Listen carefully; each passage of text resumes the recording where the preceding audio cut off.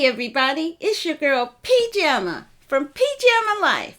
And so don't forget to subscribe to my channel and hit that little notification bell so you can get all the new content.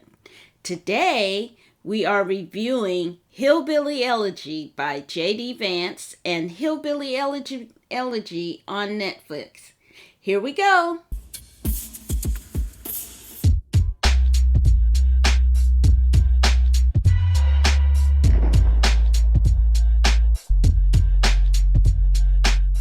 Hillbilly Elegy by J.D. Vance is a memoir published in 2016. The novel describes issues of social and cultural capital, drug abuse, family dynamics, poverty, and social class differences. Hillbilly Elegy is the story of J.D. Vance and his upbringing in Appalachia, southern Ohio, to the halls of Yale and Congress. The story is a look at the Appalachia people and the cultural and social issues that plague the region, told through the story of J.D. Vance. So the story tells about J.D. and his large extended family. He was mostly raised by the grandmother, Mima, the matriarch, who is in an abusive relationship with an alcoholic grandfather, which she eventually solves by setting her husband on fire.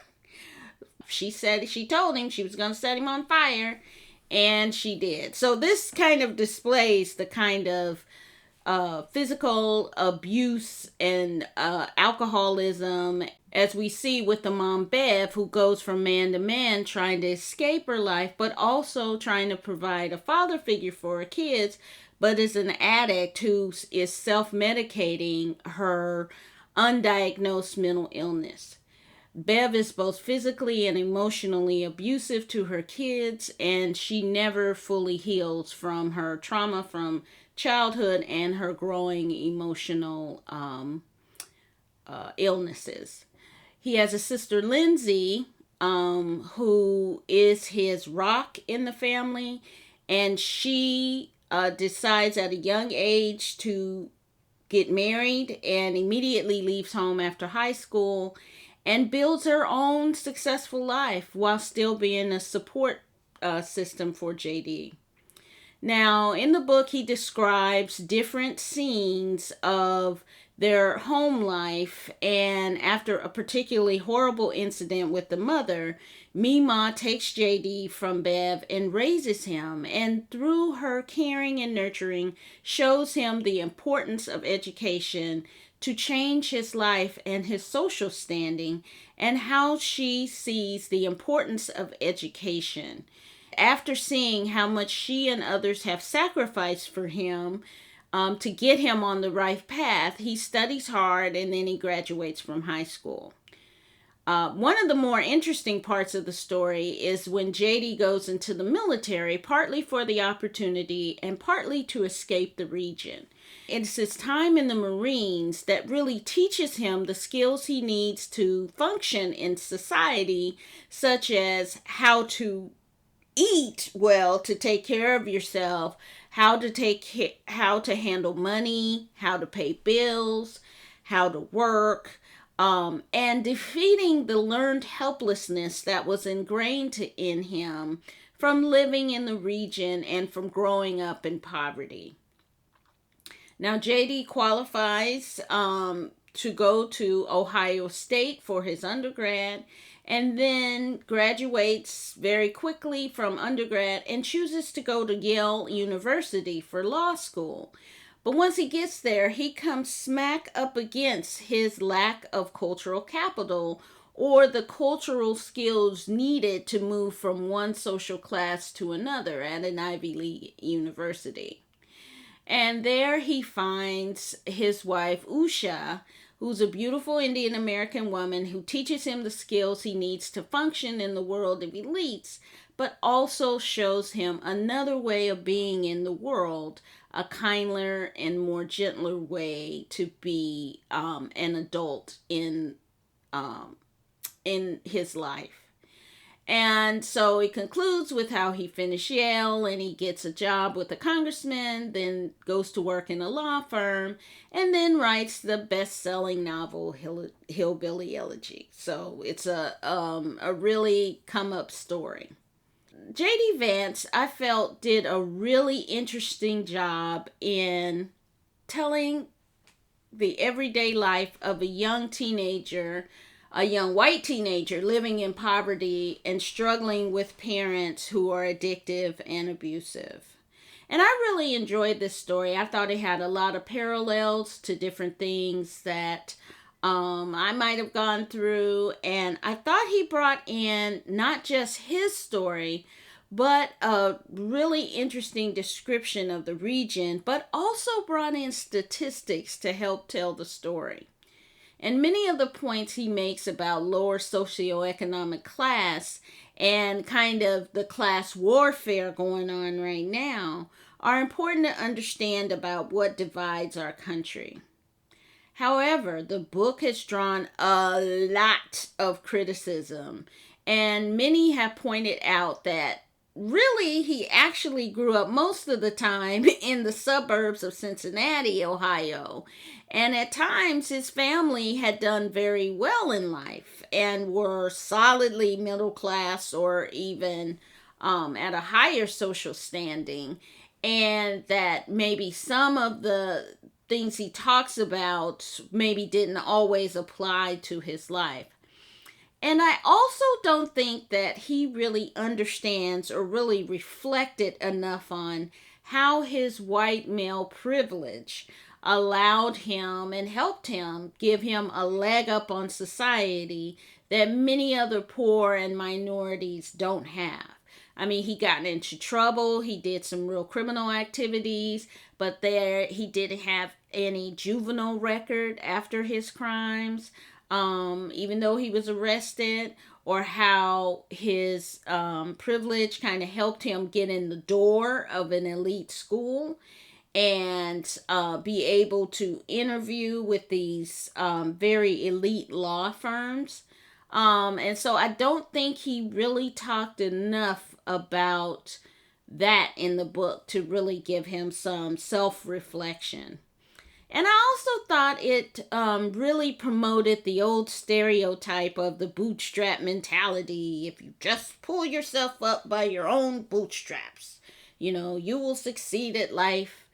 But that completely ignored the structural issues that he kind of alluded to in the book that made it possible for people to remain poor and disenfranchised. Okay, so let's now talk about the movie Hillbilly Elegy that you can see on Netflix. It was directed by Ron Howard and it stars Amy Adams, who was in Arrival and Julie and Julia. She's been nominated for several Academy Awards. Glenn Close, the fantastic Glenn Close, who you might have seen in The Wife or Dangerous Liaisons or the TV show Damages. She's also multiple Oscar Award nominee. And a young man who may not be new on the scene, but you probably haven't seen him, Gabriel Basso, in the lead role of J.D. Vance. You might have seen him in Super 8. And the story was written by J.D. Vance and Vanessa Taylor, who was a writer and a producer, who she wrote Shape of Water.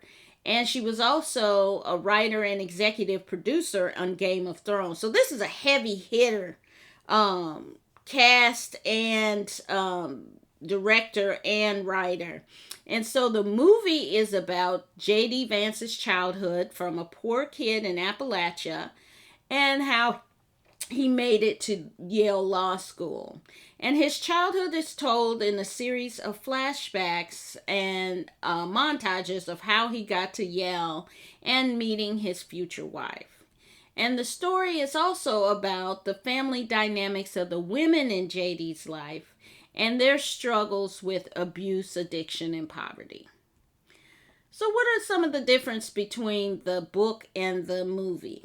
Well, the movie is told in flashbacks rather than a linear story and starts with his time at Yale and then in a series of flashbacks tells the story of his childhood.